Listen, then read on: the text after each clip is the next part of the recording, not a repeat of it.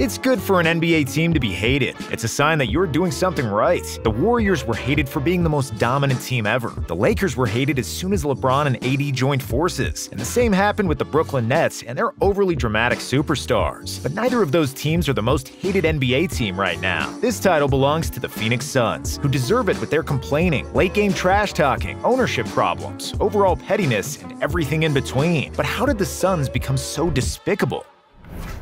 Just 2 years ago, the Suns were a fun little team that had just got their first 5 seconds of fame. In the infamous NBA bubble, the Suns were the only undefeated team with an 8-0 record. Even though they ultimately missed the play-in tournament, the Suns showed great teamwork, on and off the court. Their little run showed the ownership they were on the right path, and that they needed a strong leader to pair with young Devin Booker and DeAndre Ayton. And for that role, there's nobody better than Chris Paul, who Charles Barkley often calls the best leader in sports. When you have Chris Paul on your team, your competitiveness increases, your win tally increases, but also your team instantly becomes more annoying. It just comes with the territory. CP3 is one of the 5 best point guards in NBA history, and also one of the biggest pests of all time. We love CP, but it's fair to say he's annoying as hell, always complaining to the referees, and talking smack to opponents. This Chris Paul effect almost always trickles down to the rest of the team, and everybody else starts being more competitive, aggressive, and talkative on the court. When he was with the Clippers, they always complained about something.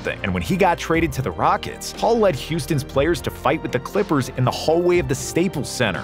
4 Rockets players literally breached the Clippers locker room. But nobody on the Suns embraced the CP3 way of behavior more than Devin Booker. Booker was averaging over 20 points per game since his rookie year, but during his 5-year tenure with Phoenix, they were one of the worst teams in the league, and Book was fed up with losing. He was a great player who once scored 70 points in a game, but it still wasn't enough for the Suns to win, and that was the story of his career. Then, Chris Paul showed up. After 5 losing seasons, the Suns finally started winning, and had their best season in 10 years. Booker finally had some bragging rights over players that used to always beat him, and it's fair to say, Book used those bragging rights to the fullest. You often see him talk trash and hype himself up after big plays, which we usually welcome and love to see. But if you looked closely, most of those loud plays came after the Suns were leading. In the 2021 playoffs against the Nuggets, when they were up 3-0, Booker and the Suns started antagonizing Denver's players, and it all resulted in a big fight at the end of Game 4. In the next round, Book was again super loud with every bucket he scored against the short-handed Clippers, but the Suns advanced to the finals, and Devin played great. But then, just when it seemed like the Suns would win the title, and that they would never shut up about it, Giannis had had enough. The Bucks won 4 games in a row, secured the championship, and once again left the Suns empty-handed. Still, the 2021 finals trip only put more wood to the Suns' competitive fire and re-engaged their fighting spirit. Phoenix entered the 2022 season with the same team, and they were good. They were really good. With 64 wins, they had the winningest season in franchise history, and the best record in the league. Winning and acting cocky surely felt good for the fans. It's been too long! We want this! But for the opposing fans, the hate train started to gain speed. One of the most notable flex moments was when Booker and Ayton released a video of themselves working out. Yeah, winners work, baby. Winners work, baby. After they defeated the Warriors by a measly 4 points, in a game where Steph Curry didn't play. And in the first round of the 2022 playoffs against the Pelicans, that hate for braggadocious Suns shifted into another gear. Things got a little bit chippy between Chris Paul and Jose Alvarado, who annoyed the hell out of Paul in the series, becoming Paul's shadow and picking him up full length of the court, coming from behind and stealing the ball, gave notoriety to Alvarado. The Pelicans managed to win 2 games against the Suns, while Alvarado's pesky defense got under Paul's skin. CP let out some frustration by elbowing Alvarado in the face during Game 6 of the series. Paul wouldn't even mention Alvarado by his name, and he purposely said his name wrong to discredit him. Alvarado. Still, CP3 and the Suns won the series, but the Pelicans would remember this series. In the very next playoff round, against the Dallas Mavericks, the Suns gained a vast majority of their current haters. Booker heavily provoked Doncic throughout the series. When asked about Luka's defense and targeting him in the pick and roll, Booker and Chris Paul looked at each other and laughed. It was 2-0 for the Suns at that point, and everything looked peachy. But Doncic responded with 2 wins of his own, proving that laughing about his defense wasn't really smart. But the Suns had no chill. They had to do it again. Probably one of the few guys in the league who like defense. It was Game 5 of the series, and it was a blowout game in the Suns' favor. Devin Booker drove to the basket and got fouled, after which he rolled all over the floor and mockingly named this move After the game, as he was walking out of the tunnel, Luka famously shouted out Michael Jordan's phrase.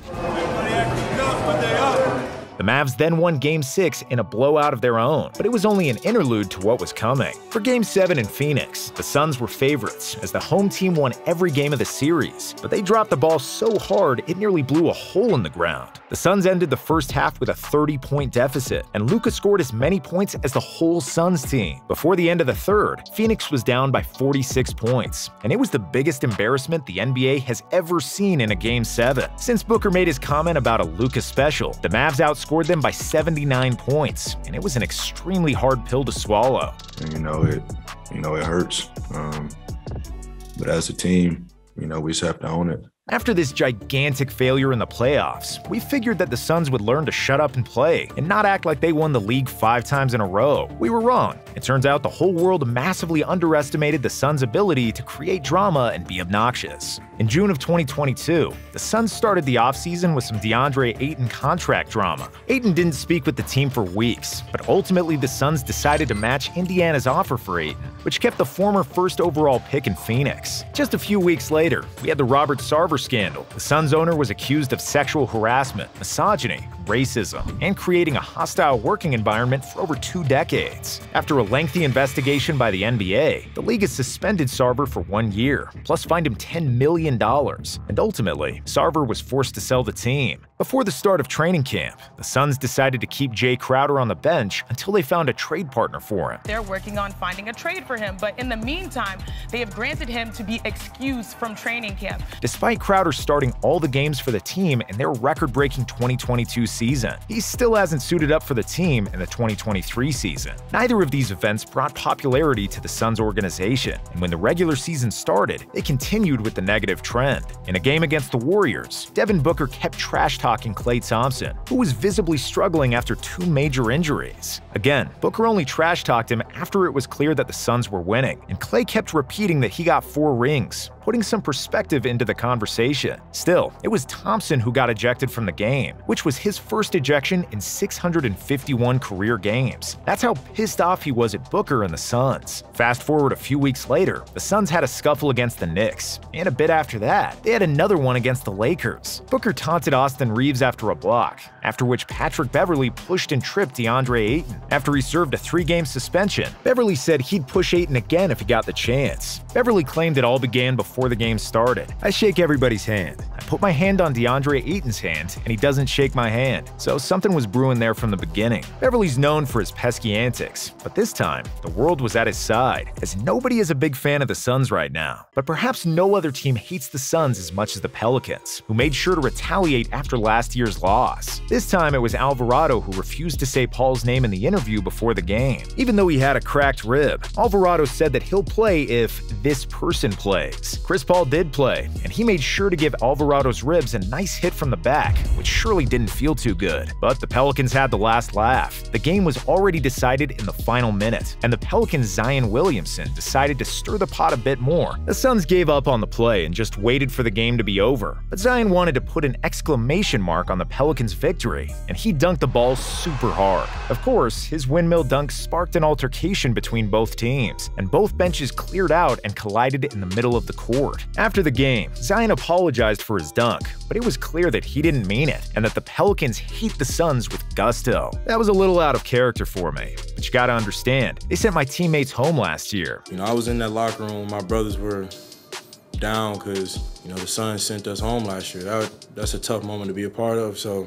The Suns noticed this too. Ayton was on record saying that the teams are playing harder against them and with a chip on their shoulder. Well, DeAndre, a part of that is because you were a good team, and the second part is because you were too loud. You taunt too much and talk a lot of trash when you're up. It's easy to act tough when you're up, as Doncic famously proved. And unless the Suns start winning titles, they need to just shut up and dribble. If they don't, their antics will just annoy more people and make it super hard on themselves because they'll get everybody's best effort. You haven't won anything yet, Suns. Stop acting like you did, and maybe you won't be the most hated team in the NBA.